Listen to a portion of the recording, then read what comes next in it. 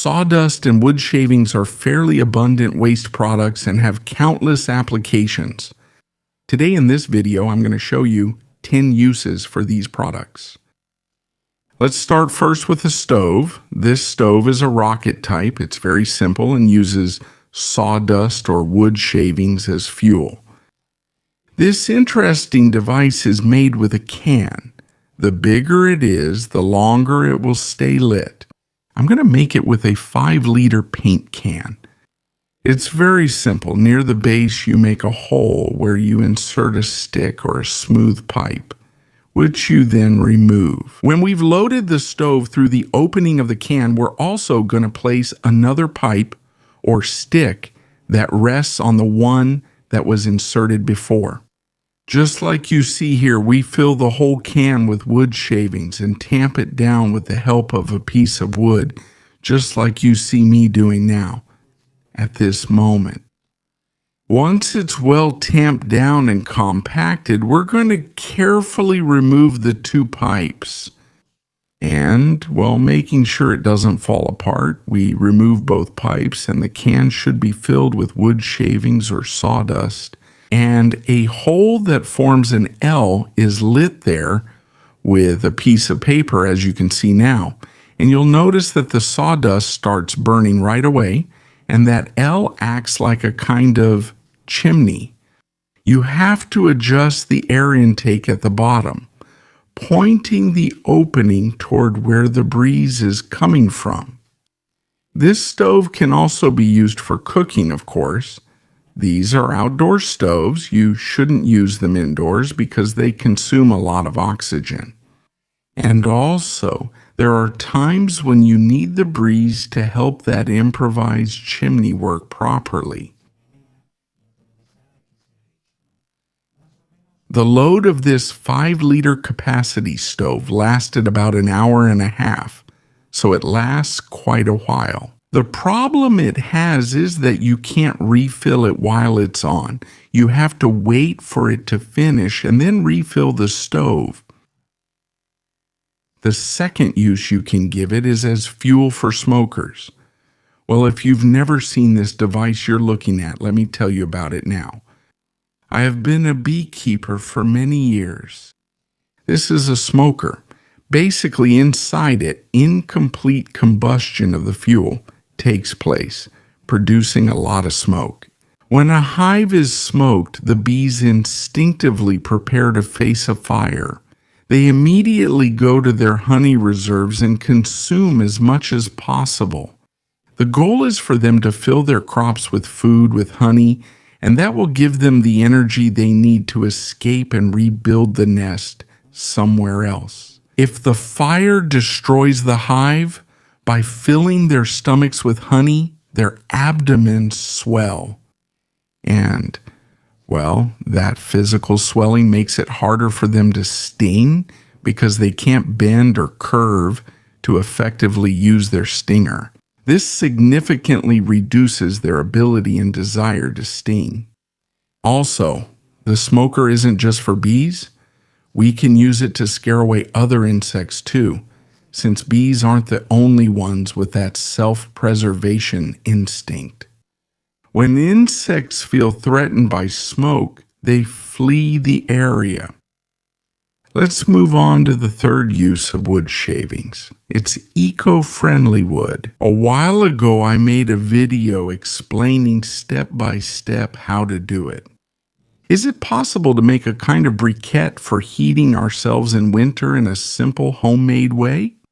Since the material is practically free, you can get it. Or, well, if someone sells it to you, they'll sell it at a very, very low price. So, with that, you can make a kind of wood shaving bundles that will help you heat your home.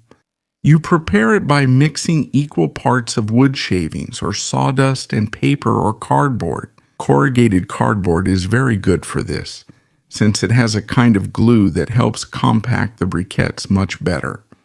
You put an amount of wood shavings or sawdust in a bucket, and the same amount of paper or cardboard all cut up. And you soak it for several hours. Then Using a drill, you make a kind of paste, you grind all of that, and then you get a paste that you press using a polyvinyl chloride pipe as a mold.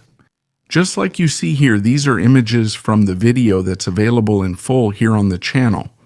So if you're interested in these products, you can watch that video where I explain step by step how to make eco-friendly firewood, and you use it just like regular firewood. This is the final result. Take a look at how it turns out. Then you let it dry in the sun and you get these little sawdust packets. Another use for it. The fourth use is as bedding for pets. And it's very common for chicken and rabbit farms to use sawdust or wood shavings as bedding under the cages, so that it absorbs all the excrement, waste, and urine from the animals. Sawdust is very, very absorbent. And well, that bedding is left there for quite a long time.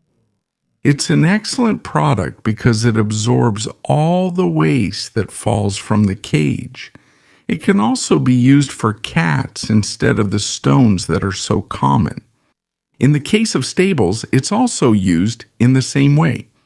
The fifth use is as fertilizer for the soil. When that bedding I mentioned before, the one under the cages, is removed, is it cleaned or is the stable cleaned? That mixture of manure and sawdust is piled up, it forms a small mound, and then it goes through a composting and fermentation process. The pile is made, it's sprinkled with a little water to moisten it, and then it's covered with a plastic sheet. An exothermic reaction occurs there, which will raise the temperature of the mixture to about 60 degrees. This will last for several days, weeks, and sometimes even months, depending on the ambient temperature. All that fermentation will inactivate any pathogens that might be present.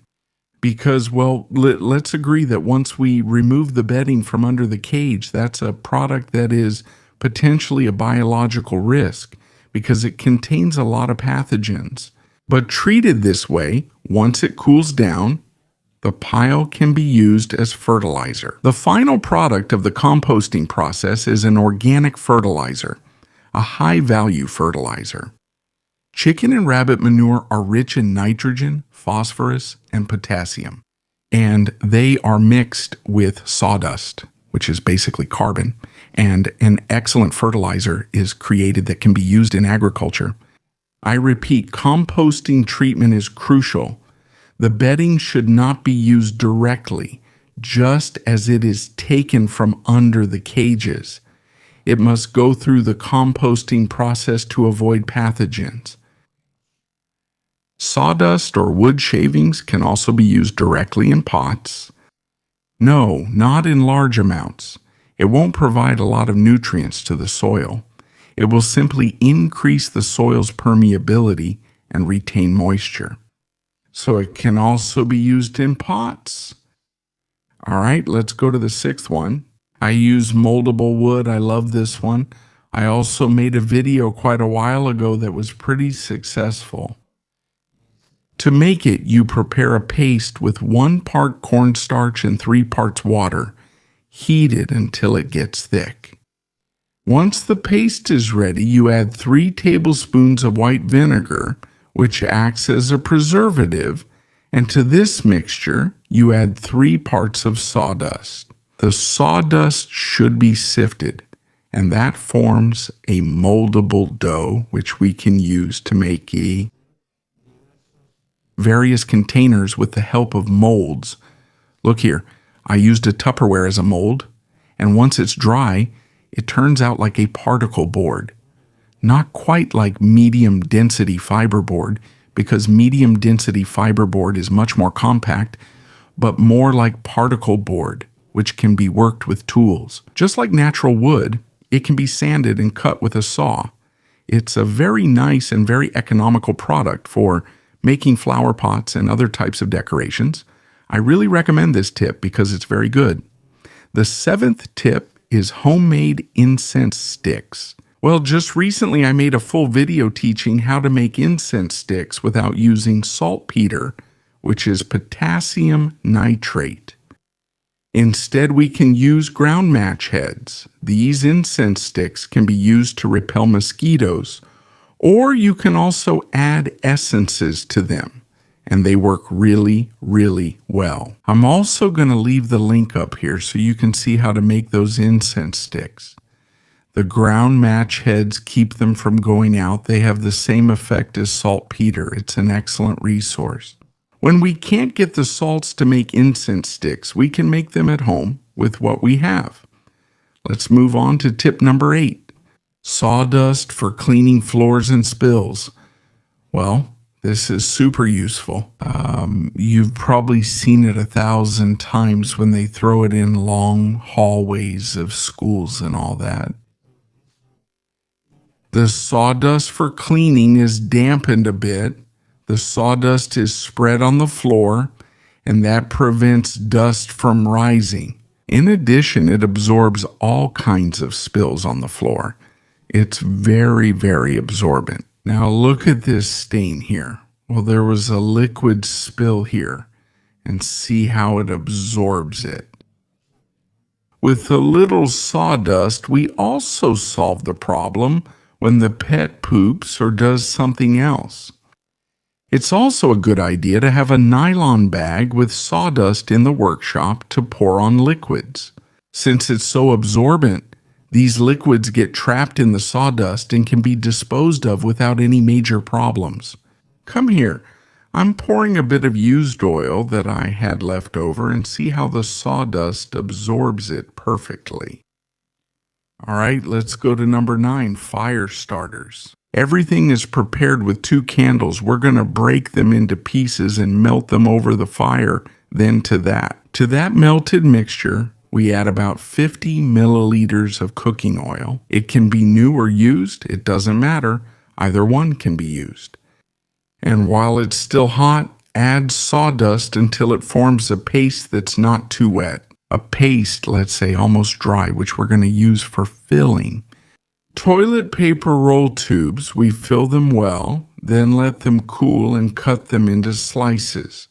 These fire starters are very easy to light, and they're very long-lasting. They can handle firewood or the stove perfectly, and they're easy to make. All right, and we've reached number 10. This tip is to use wood shavings or sawdust in deodorant bags, taking advantage of how absorbent it is. We can soak them with essences. For example, if we pour water and add an essence, then put the shavings or sawdust inside, let them dry, and then place them in small bags. And, well, you can hang those in vehicles, closets, dressing rooms, and they leave a pleasant scent for quite a long time. Some people also dye the shavings to make them more decorative. Well, the video ended up being a bit long, but I think it was worth it. I hope you enjoyed it. Give it a like if you enjoyed it or found it helpful. Subscribe to the channel and hit the bell to get notifications when I upload new content. You can also join if you want to support the channel by clicking the join button. And in that case, I'll add you to a WhatsApp group with the members. Bell Awards, and we're in touch every day. Thank you so much for watching the video, and until next time, God willing.